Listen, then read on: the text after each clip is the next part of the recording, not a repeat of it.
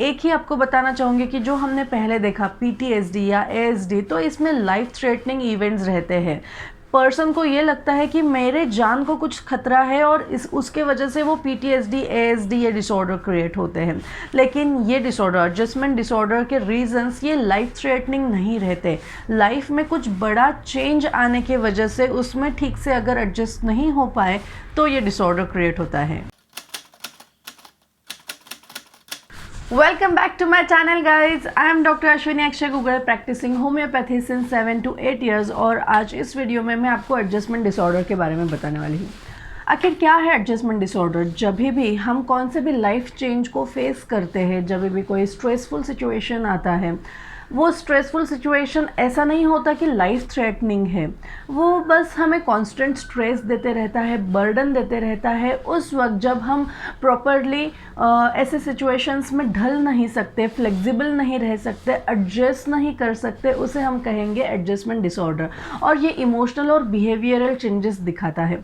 जब भी हम स्ट्रेसफुल इवेंट्स को फेस करते हैं, जैसे कि डाइवोर्स या फिर चाइल्ड डेथ हो गई, कौन से भी हमारा रूटीन चेंज हो गया या फिर हमारा जॉब चेंज हो गया, फाइनेंशियल प्रॉब्लम्स आ गए या हेल्थ रिलेटेड प्रॉब्लम्स आ गए, तो ऐसे कंडीशन में जब हम एडजस्ट करने की कोशिश करते हैं लेकिन प्रॉपरली, या फिर जो एडजस्टमेंट हेल्दी होनी चाहिए वो ये नहीं कर सकते, उस वक्त ये डिसऑर्डर क्रिएट होने लगता है। ये disorder predominantly female, children, adults इनमें दिखाई देता है। काफ़ी रिसर्च में ये भी दिखाई गया है कि मदर चाइल्ड रिलेशनशिप ये अनहेल्दी रहेगा। जो भी चाइल्ड की नीड है वो टाइम टू टाइम फुलफ़िल नहीं की जाएगी, तो ये एडजस्टमेंट डिसऑर्डर चिल्ड्रन में डेवलप होने लगते हैं।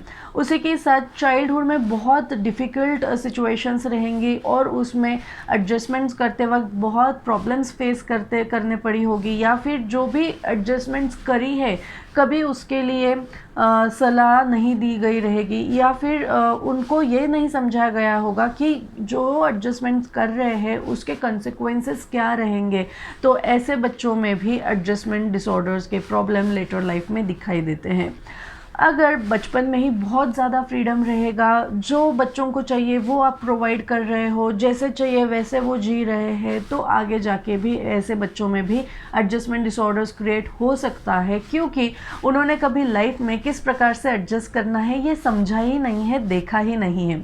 इसीलिए चाइल्डहुड ये बहुत इम्पॉर्टेंट होता है कौन सा भी साइकोलॉजिकल डिसऑर्डर क्रिएट होने के लिए। तो अपने बच्चों को जब भी वो एडजस्ट कर रहे हैं उनको अप्रिशिएट करो, उनको रीज़न बताओ कि ये एडजस्टमेंट करने के बाद क्या क्या अच्छी चीज़ें हो सकती है, क्या बुरी चीज़ें हो सकती है। और अगर आप उनके साथ कम्युनिकेशन नहीं कर सकते तो आप साइकोलॉजिस्ट की भी हेल्प ले सकते हो। ये डिसऑर्डर के रीज़न्स ये हैं कि कोई भी चेंज, मतलब शादी होने के बाद या फिर बेबी होने के बाद, आपका जॉब चेंज होने के बाद फाइनेंशियल इश्यूज़ रहेंगे, तो मेडिकल इश्यूज़ कुछ रहेंगे, या फिर रिलेशनशिप्स में कुछ इश्यूज़ रहेंगे। तो ये सारे चेंजेस की वजह से, ये सारे प्रॉब्लम्स की वजह से ये डिसऑर्डर क्रिएट हो सकता है। ये इसमें एक ही आपको बताना चाहूँगी कि जो हमने पहले देखा पीटीएसडी या एएसडी, तो इसमें लाइफ थ्रेटनिंग इवेंट्स रहते हैं। पर्सन को ये लगता है कि मेरे जान को कुछ खतरा है और उसके वजह से वो पीटीएसडी, एएसडी ये डिसऑर्डर क्रिएट होते हैं। लेकिन ये डिसऑर्डर, एडजस्टमेंट डिसऑर्डर के रीजंस ये लाइफ थ्रेटनिंग नहीं रहते। लाइफ में कुछ बड़ा चेंज आने की वजह से उसमें ठीक से अगर एडजस्ट नहीं हो पाए तो ये डिसऑर्डर क्रिएट होता है। इसके कुछ इंपॉर्टेंट सिम्टम्स दिखाई देते हैं, जैसे कि बार बार रोने की इच्छा होती है, भूख नहीं लगती, कंसंट्रेट नहीं कर पाते वर्क में, नींद बहुत ज़्यादा डिस्टर्ब रहती है। और ऐसे कंडीशन में अगर हमने प्रॉपर ट्रीटमेंट नहीं दिया तो ये धीरे धीरे एंजाइटी और डिप्रेशन में कन्वर्ट होने लगता है। इसका डिप्रेशन जो होता है एडजस्टमेंट डिसऑर्डर का, वो काफ़ी हद तक इमीडिएट सुसाइड स्टेप्स लेंगे ऐसे नहीं होता।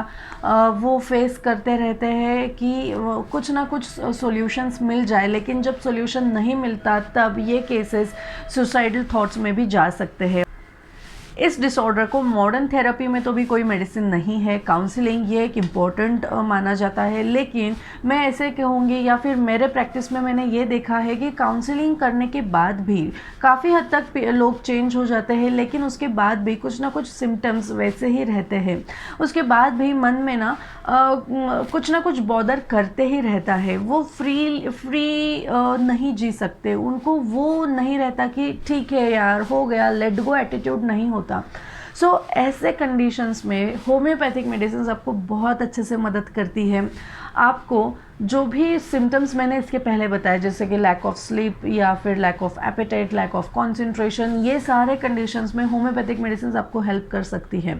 इसके लिए डायग्नोसिस क्राइटेरिया तो कुछ नहीं है, लेकिन जब आप स्ट्रेसफुल सिचुएशंस को फेस करते हो तो 3 महीने में ही कुछ ना कुछ सिम्टम्स दिखाई देने लगते हैं, और उसी स्ट्रेसफुल सिचुएशन को जब बाहर निकाल दिया जाता है, वो पर्सन को बाहर निकाल दिया जाता है, तो 6 महीने में ही वो सिम्टम्स कम होने लगते हैं और वो अच्छे तरीके से एडजस्ट हो जाता है।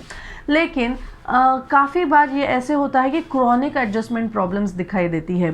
मतलब अगर स्ट्रेस कांस्टेंट रहेगा, वो बॉदरेशन कांस्टेंट रहेगा, तो ऐसे लोगों में सिम्टम्स ये बहुत ही ज़्यादा बढ़ते रहते हैं और 6 महीने के बाद भी सिम्टम्स ये दिखाई देने लगते हैं।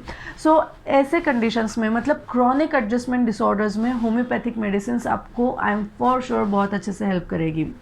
अगर इस डिसऑर्डर के बारे में आपको कोई भी डाउट रहेगा तो मुझे आप पूछ सकते हो, और ज़्यादा से ज़्यादा ये वीडियो लोगों तक पहुंचाओ, क्योंकि अगर ये एडजस्टमेंट डिसऑर्डर टाइम पर ही हमने कंट्रोल नहीं किया तो ये बहुत ही भयावह रूप ले सकता है। जैसे कि मैंने कहा, सुसाइडल थॉट्स बढ़ने लगते हैं, या फिर काफ़ी लोगों को ये होता है कि ये आदमी ने मुझे परेशान किया है, मैं अगर वो एडाप्टिव पावर या फिर एडाप्टिव डिफेंस मैकेनिज्म ये सही तरीके से, हेल्दी तरीके से नहीं रहेगी, माल एडेप्शन रहेगा, तो वो लोगों को भी, दूसरे लोगों को भी वो तकलीफ़ देने की कोशिश करने लगते हैं। ऐसे कई सारे पेशेंट्स, ऐसे कई सारे केसेस मैंने हैंडल किए हैं, और इसीलिए आप सबसे ये मैं कहना चाहूँगी कि इसके बारे में अवेयरनेस ज़्यादा से ज़्यादा बढ़ाओ, ताकि टाइम पर ही ये डिसऑर्डर हम ट्रीट कर पाए और आपकी लाइफ ईजी कर सके। तब तक के लिए take care, be happy and stay healthy with homeopathy.